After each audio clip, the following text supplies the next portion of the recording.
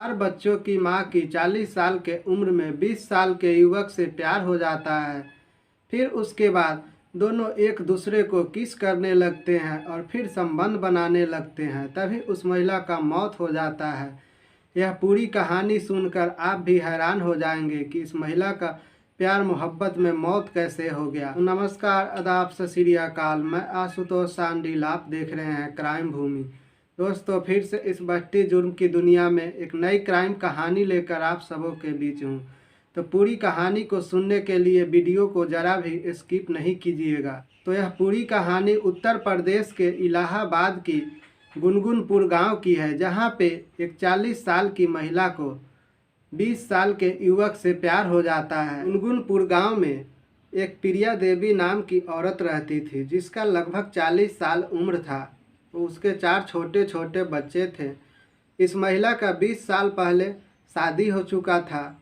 इसका पति मेहनत मजदूरी करता था और मेहनत मजदूरी करके पैसा लाता था, जिससे इस दोनों का घर चलता था और हंसी खुशी दोनों पति पत्नी और बच्चे रह रहे थे।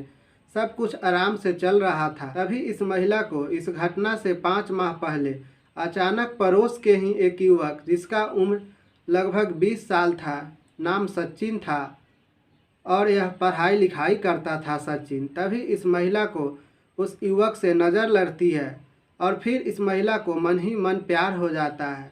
फिर सचिन को भी इस महिला से नज़रें टकरा जाती है और दोनों को एक दूसरे से प्यार मोहब्बत हो जाता है पहले ही नज़र में। फिर इन दोनों की फ़ोन कॉल पे बात शुरू हो जाती है और दोनों एक दूसरे के लिए जीने मरने की कस्में खा लेते हैं। फिर दोनों एक दूसरे से प्यार मोहब्बत की इजहार करने के लिए बोलते हैं। और जब इस महिला का पति घर पे नहीं रहता तो यह महिला जब भी मन करता सचिन को अपने घर बुला लेती। 4 बच्चे की माँ थी तो कोई शक भी नहीं करता आस पड़ोस वाला। और जब इस महिला का पति घर से बाहर रहता था तो यह महिला आराम से सचिन को बुला लेती थी। दोनों एक दूसरे से प्यार मोहब्बत का इजहार करते हुए संबंध बनाते थे। ऐसा ही सब कुछ चल रहा था इन दोनों की प्यार मोहब्बत में। तभी एक दिन यह महिला सचिन को बुला लेती है। इसका पति घर से बाहर मजदूरी करने गया हुआ था और दोनों एक दूसरे से प्यार मोहब्बत कर रहे थे, किस कर रहे थे और दोनों एक दूसरे से संबंध बना रहे थे। तभी यह महिला का पति दरवाजे पे आ जाता है और दोनों इतना प्यार में मशगूल थे कि किसी को उसके पति तक ध्यान ही नहीं गया।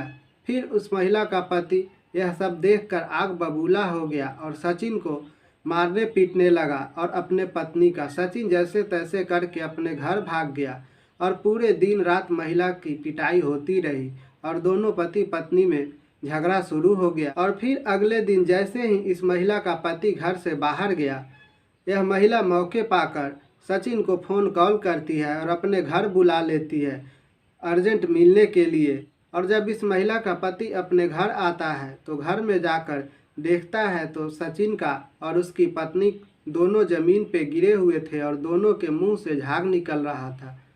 इस महिला का पति सचिन के घर वाले को खबर देता है और सचिन के घर वाले सचिन को ले जाकर अस्पताल में भर्ती करवाते हैं और इस महिला का पति अपने पत्नी को भी अस्पताल ले जाता है। डॉक्टर इस महिला को मृत घोषित कर देता है। उधर सचिन का इलाज चल रहा था।